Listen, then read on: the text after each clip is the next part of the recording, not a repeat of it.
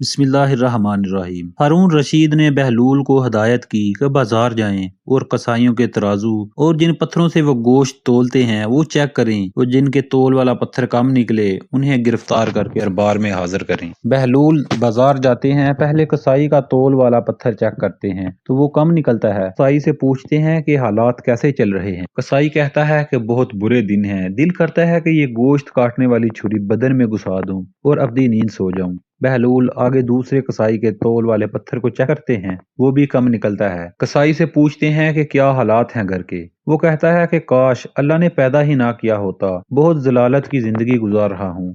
بہلول آگے بڑھے، تیسرے قصائی کے پاس پہنچے، تول والا پتھر چیک کیا تو بالکل درست پایا۔ قصائی سے پوچھا کہ زندگی کیسے گزر رہی ہے۔ قصائی نے کہا کہ اللہ تعالیٰ کا لاکھ لاکھ شکر ہے، بہت خوش ہوں، اللہ تعالیٰ نے بڑا کرم کیا ہے، اولاد نیک ہے، زندگی بہت اچھی گزر رہی ہے۔ بہلول واپس آتے ہیں، سلطان ہارون رشید پوچھتے ہیں کہ کیا صورتحال ہے۔